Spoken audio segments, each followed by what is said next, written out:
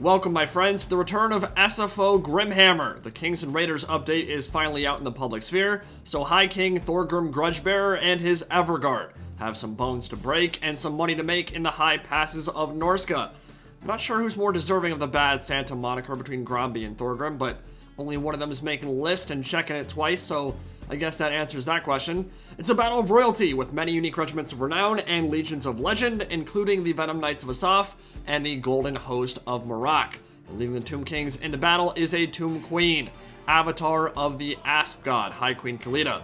For the Dwarfs of the Kara's Anchor, Thorgrim is grudgeoning once again upon his lofty throne. Once he drops below half HP, he buffs his army essentially map-wide, which stacks with the auras from the Book of Grudges. Oath of Vengeance allows him to hex a single target, slowing it down and lowering its melee defense, while he stacks up ward saves and the Guardian aura from his Everguard. These are the elite bodyguards of the High King himself, responsible for annihilating Queen Caretaker's Red Guard at the Battle of Karazakarak. They come in two variants, a shield type and a pure hammer type, with more offensive potential. They'll be holding hands with Thorgrim every step of the way. Now, this is very much an army designed to kill Tomb Kings. It has a lot of tools for taking down constructs like these Trollhammer torpedoes, but the map isn't very conducive to ranged firepower, as we'll see as we shift the camera around. You'll see the deployments on Death Pass are actually terrible for handguns and cannons, lots of hills and dips that break up line of sight, so Dwarfs are going to have to overcome that and position well if they want a chance to win this one. Dragon Slayers threaten to bring the bad touch to any constructs trying to dive into the rear. Legendary Slayer unit with massive damage output and magical attacks. They'll cut a War Sphinx or Tomb Scorpion down to size in short order. And the Tomb Kings, for their part, didn't feel like grinding through the central choke points, so like the sneaky snakes of the goddess they represent, it's Vanguard shenanigans and off-kilter deployments everywhere. The Syrian's Legion hiding in the rear behind the Dwarfs, joined by some carrying overhead, and they'll look to put some pressure on the cannons in these opening stages. But the rest of the army is making use of this dense forest. Great way to mitigate casualties on the approach. Tomb Scorpion and Lich Priest of the Lore of Shadows in the Vanguard, with Enfeebling Foe, Pit of Shades, and Penumbral Pendulum. A lot of chariots behind that, and by far the most dangerous unit on the field, probably for either side, are the Venom Knights of Asaph, a Legion of Legend with a ridiculous stat line, toxic venom, area attacks, and a massive charge bonus. They're pretty much tailor-made for slaughtering dwarfs with their AP and bonus versus infantry. Behind them march many more Legions of Legend, like the Golden Host of Marak, dipped in molten gold like fondue, and the Legion of the Asp. Unique to Khalida, I believe she starts her campaign with them. They have poison-tipped bonus versus infantry arrows. The Bright Shields and the Sepulchrex, terror-causing Ushabti with regeneration, round out the rest of the build, while High Queen Khalida leads the forces of Liberos over on the Tomb King's left flank. And the biggest thing to worry about with her is a new summon, the Sacral Spawning of Slytherin. Summon units degen much more slowly in SFO. These guys have bonus versus infantry, so they can be pretty nasty to deal with. And of course, she's on a powerful chariot. 60 melee attack, 55 melee defense is a higher stat line than what you'd come to expect from chariot units in vanilla, so she actually won't be that easy to kill either. Now, this battle's going to get underway exactly as you'd expect. That Vanguard ambush coming in from the rear, carrying swooping down on the artillery below, but Slayers are there, Thunderers are there, and Trollhammer torpedoes are there to turn those birds into Kentucky Fried Chicken roadkill. Khalida moving right up the center into the miners and blasting right on through with her poison and her powerful chariot. Tomb Scorpion also bounding into enemy formations, and one thing you'll notice in SFO, this has been true for a little bit, they have standard bearers and officers that come standard now, which is really cool. Adds a lot of flavor and uniqueness to the battlefield, a lot more color. Now, this is an interesting engagement. You Syrian's Legion trying to go for the artillery, but Dragon Slayers have magical attacks, and this is an ethereal unit that relies on high physical resistance. So that's pretty much a nightmare situation for them. You think of Slayers as anti-large, and that is exactly what they are. Their armor piercing and anti-large won't be useful there, but their magical attacks certainly will be, so will their 250 weapon strength. So I don't think Syrian's Legion will do too well in that fight. We saw a Pendulum come down and try to get rid of the artillery, but the Carrion are pretty much crumbled out now. They dealt some damage to the artillery, but we're not able to shut it down for good. What might shut down the artillery, though, are all these line of sight blockers, all these little hills, all these terrain features might make it difficult for the high value targets on the Tomb King side to get sniped out. And I find this matchup really interesting because both factions build highly specialized in order to counter each other, which tends to open up some mind games, right? Like, the Undead have chariots and Ushabti and monstrous cavalry designed to kill dwarfs, while the Dawi have all these armor-piercing options great for killing big monsters. So, flexing those muscles, imposing your will with those units, despite the fact that your opponent knows you'll be relying on them, makes for some tactical and difficult games for both parties. And already, the hills are alive. The sound of thunder and the sight of flame. Necropolis Knights and the chariots diving into the rear, getting right on top of the Thunderers and imposing their will. The Trollhammer torpedoes are providing a lot of support from up top, shooting into the chariots who have dove in on top of Thunderers, but they won't last very long with that withering skirmish fire coming in. Still though, the Necropolis Knights had their way with the Dwarfs left flank. They're already into the Thunderers and causing all kinds of havoc, while Usirian's Legion of the Netherworld were taken to Pound Town by the Dragon Slayers and their magical attacks. They will crumble out completely, and that will leave the Vanguard ambush mostly impotent and, frankly, kind of wasteful. Managed to tie down the cannon crew for a couple seconds or so, but not really worth an expensive unit like that one. Now these dwarfs, these longbeards, need to be cycling back into the center of the dwarf formation to block up the charges from these chariots and give those Trollhammers and Thunders a little bit more time. But that big control group of those Venom Knights of Asaph and the chariots together have just busted right through. They bypassed the Slayers and are now moving into the squishier center of the dwarfs. Thunders have retreated, but they don't have a lot of support right now, and the Venom Knights of Asaph have 85 speed, which means they can easily close the gap, and you know they want to kill them real bad. Chariots about to crumble out. Demon Slayers, or rather Dragon Slayers, coming their way back to help out here, but nice Pit of Shades will slow down the Thunderers, prevent them from escaping, and then the Venom Knights can feast on their flesh. Slayers dropping low. Those bonus versus infantry poison arrows from the Legion of the Asp. Really nice focus fire there. It's exactly why you want to bring archers in this matchup. Sure, most of the Dawi are heavy armor, most of them have shields, but getting rid of those Slayers is an important component of any Tomb King strategy against the Dwarfs, and they're doing so now. Sacral spawning from High Queen Khalida out on this side, tying up the cannon crews and dwarf warriors. Remember, they have area attacks and bonus versus infantry, and they will crumble very, very slowly. The degen or an SFO is tiny, and that's going to be a problem. Now, big pick here. Tomb Scorpion dragged down by the Slayers. It's the reason why it's so low in HP. Might have taken a few whacks from Thorgrim as well. But Dwarf Warriors with great weapons, with their armor piercing, they will be enough to finish it off for good, and it will soon crumble out. Down to 300 HP and dropping fast. Good night, sweet prince. That construct is dead, and that's an important unit to get off the field because it's bonus versus infantry and armor piercing, and could have hounded the range play. But to be fair, the range play for the dwarves is mostly gone anyway. The Venom Knights of Asaph have had their way in the Dawi back line, causing so many issues for them. Oath of Vengeance down on the Sepulchrex. They are regenerating as they move around, and yeah, the Tomb Kings in SFO have a lot of extra tools for dealing with the Dawi. I'd say in vanilla, this matchup is slightly favored for the dwarfs because they have so many tools for killing constructs, but I'd say it's probably a little bit more even here, and a huge pendulum scything down, not quite eviscerating the dwarf forces as you might expect. There are a lot of low model count units in that fight at the moment. Might have actually killed a few Venom Knights of Asaph as well, but didn't deal quite as much damage as we maybe should have expected there. It's a good thing for the dwarfs because they need to hold firm in the face of all these sneaky snakes. Yeah, the sacral spawning of Asaph dealing with the dwarf warriors and cannons out on the dwarf right flank. Sepulchrex and the Venom Knights moving in to deal with Thorgrim and the Everguard in the center.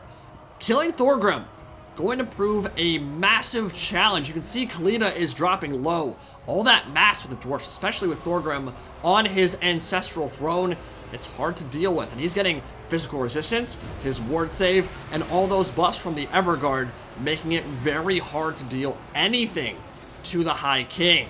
So, you can see the Venom Knights of Asaph starting to get dragged down a little bit, down to half HP. Balance March slightly in favor of the Dwarfs, but that's how it was at the start of the game. I'd say the opening stages of the battle favored the Tomb Kings in their ability for the chariots and the Venom Knights to dive into the rear. The Thunderers really didn't make much of an impact at all. The cannons didn't really do much either. They weren't able to fire into the Venom Knights of Asaph because of the deployment, because of those line of sight blockers, because of the forest. They might have killed a few chariots, but other than that, haven't really done a whole lot. So Polkrex about to crumble out. The Ushabti are donezo, but the Venom Knights are still far and away the biggest problem for the Dwarf forces. That 85 speed, that 80 charge bonus, that crazy stat line, and all that HP, they're over 200 kills now, and those kills are climbing fast.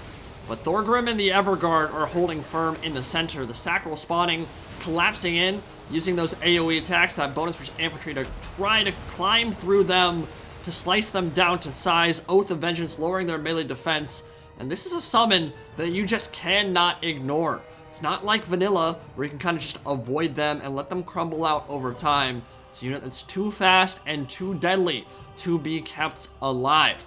But the Dwarfs are looking strong in the center. The Tomb Kings have had no answer for High King Thorgrim Grudgebearer, reciting every Gruge to the heavens. The Snakes cannot deal any damage to him. The Everguard are dropping low. Slayer's duty has popped. Leadership and melee attack map-wide. Blasting charges trying to clear out some of these Sacral spawning units as well. They're beginning to crumble, but Khalida and the Legion of the Asp have taken solace on the other hilltop and are looking down. They'll be able to finish off the Dwarf Warriors on that side. Khalida is looking pretty low. If this comes down to a duel between Thorgrim and the High Queen, the avatar of the Asp goddess, it's not even a question who will win that one. Thorgrim has so much mass, cycle charging won't help. She'll get stuck on that ancestral throne, and she'll get her ass beat bad. But the Everguard just broke, which is upsetting if you're a Dawi fan. I feel like they probably should not be running. I feel like Everguard should maybe be unbreakable, honestly, if they're in a radius of Thorgrim. Leaving their king to his fate seems quite dishonorable, I must say so. Dragon Slayers are still fighting. They're unbreakable. And them, alongside Thorgrim, that could be the key to the Dwarf victory here. Everguard have not returned, and now those Venom Knights of Asaph, well, they've got all the space in the world, all the time in the world to cycle charge these infantry and make sure they cannot return to the fray. Look at that damage, man. Dwarf Warriors had 4,000 HP. It's down to 2,400 in the span of about 8 seconds, and soon they'll be at 0. I mean, there's nothing on the field that can deal with these bad boys except for Thorgrim and the Demon Slayers, or the Dragon Slayers, rather. So, these Golden Host of Marak, they're fighting. This is what the Tomb Kings want, actually. They want infantry to tie down those Dragon Slayers and allow the Legion of the Asp to deal more damage to them. They've got a lot of focus fire left. They've got a lot of ammunition left. Here comes a Pendulum. Pretty useless, honestly. Remember, the lower the model count, the less damage something like a Pendulum or a Vortex will do. Everguard are not going to come back. They have completely abandoned their king. 874 HP, 10 models left. They are gone, never to be seen again, and I think Thorgrim will have a stern talking with them if he ever sees them again. Big charge coming in from Venom Knights of Asaph. They're approaching 400 kills at this point. I mean, this has been an absolutely obscene MVP performance from Khalida and her sexy snakes. 384 kills on them now. The number continues to rise. Now, this board is super important. Balance bar now a little bit in favor of the Tomb Kings. It is literally only the Dragon Slayers and Thorgrim left, but Thorgrim is almost full HP, and Khalida is very low.